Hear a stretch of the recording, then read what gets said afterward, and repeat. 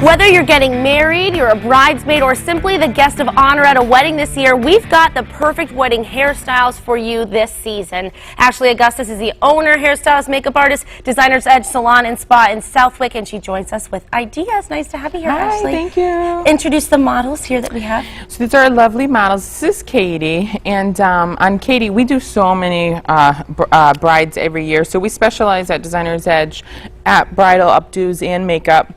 But basically, I'll break down the looks a little bit because we have 3 different looks going on. So on Katie, we kind of have off to the side with a nice big fat braid that you'll see in the next segment when we put the veils in. But it's very, again, what's really hot right now is just loose, like I said on the other segments, very organic, even a little bit of texture and almost, I hate to say it, not frizz, but a little bit of that, like, you know, whimsical. Not perfect. Right. Yeah. So we have this kind of very volume in the front and then off to the side on Katie. And then on our lovely Morgan, we have a very, very kind of, if you tilt your head down, a really cool headband effect there with a half up, half down updo. So this is just more tendrils around the face and just very soft bohemian feel with that. And then on Angela, we have actually a waterfall braid, a double waterfall braid, which braids are really hot now. And again, just all down, kind of half up, half down. And just loose tendrils and curls. For their makeup on Katie, I actually kept it kind of more just a soft matte feel, bridal. With her brown eyes, I did a nice pink to enhance that. Bridal is very, you can't ever have enough pink with bridal. A nice pink lip, the eyes, the cheeks, it just really helps it to look really pretty princessy. Yeah, well, you can't have too much pink if you do it yourself and you're not a makeup artist. I'm going to say that because I think I could screw up pink on my face real quick. This looks beautiful. This looks super natural, especially with her brunette hair.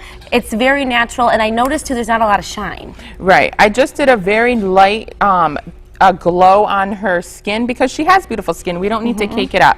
But for your wedding day, I always tell people you want to do a pre-bridal hair and makeup. It's very important because on that day, you want to know exactly how you're going to look. That way you can take a deep breath. You don't have to worry about, oh, I don't know what my makeup's going to look like, what colors. That's why it's really important to come in and get that done. Absolutely, so now, yeah. very nice makeup on her.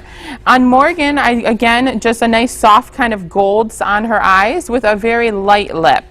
But with the makeup on your bridal day as well, you want a little bit heavier because when the camera clicks, you lose 20% of the makeup instantly. So I tell brides on their pre-bridal, you're going to feel like you have a lot on, but you're usually coming in on a Tuesday afternoon with sweatpants on. You have to kind of think of the whole dress, the veil, everything coming together. Absolutely. And then on Angela, I actually put some false lashes on her. I also do eyelash extensions. That's a really huge service for brides, but that just helped to enhance her and give her these just beautiful eyelashes, nice and full. But again, just a nice soft, glowy look on her because brides, it's not about a smoky eye. You really want it to be light and refreshing. You don't want anything dark on that day because it's going to make you look kind of tired.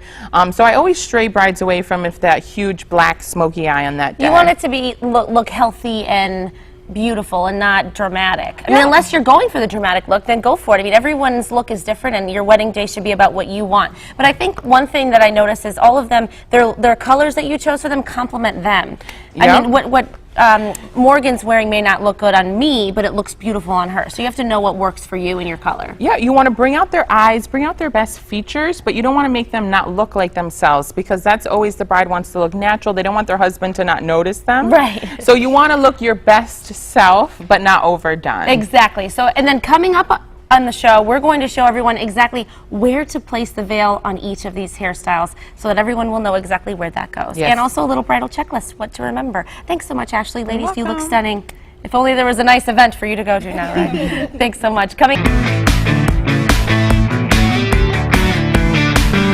We're back with Ashley Augustus. She's the owner of Designer's Edge Salon and Spa in Southwick, makeup artist, hairstylist. Now we're clearly going to show this time how to put the veils in the hair and exactly where it goes because it is kind of a very tricky thing to know. Yes, and I always, a bride will ask, do you think I should wear a veil? Do you think not? And I'm a little bit of a veil junkie. I think, when do you really be able to wear a veil? your wedding day, right? So I say go ahead, you know, sky's the limit. But what I'm going to show you now is a cathedral length veil. It's beautiful. It's beautiful for the pictures mostly, because this is more for just your walk down the aisle and then your pictures, because this for the first dance it's way too big, too bulky, but beautiful for the those beautiful pictures. So I'll show on her how we would put this in. And again, you can see with the detail here, if you come in a little close, we did a nice braid with some nice embellishments. If you didn't want to do a veil, always do these really nice, you know, sparkle. More sparkle is better. But basically, when you have your hairstylist do this, I definitely recommend, and then have maybe your first woman, I forget what, maid of honor or matron. kind of see how you're putting it in. I always give them a little instruction. But with your cathedral length veils, you tend to put it more up top, so it lives there. And then basically what they would mostly be doing is putting it over their face like that for the walk down the aisle. Right. So this is the more extreme veil. I mean, extreme meaning like you don't have to have a full length veil like this. Right. So this is more of your cathedral length veil. Very pretty. And this is just a little bit more simple, which Morgan can turn around. If you wanted it at the nape, the other option is putting it slightly at the nape here, a little bit lower, and then having this cascade along your shoulders. Pretty. With her, again, we had a little bit more of some hair bling there. You can never have too much. And turn around. And then, so this is a little bit lower, where you just have the hair cascading the shoulders, and it just sits on the shoulders like that. With her, it's a lot more detail in the braid, so we're just going to leave that how it is. And if you wanted to, you would put, again, just some more hair bling in there, and it's just beautiful. So sometimes you don't always need a veil for those ones that didn't want anything, because there's so much detail going on. Right, so you could have a veil, I mean, you could have a small one, a very large one like this cathedral veil, and then, or just the embellishment.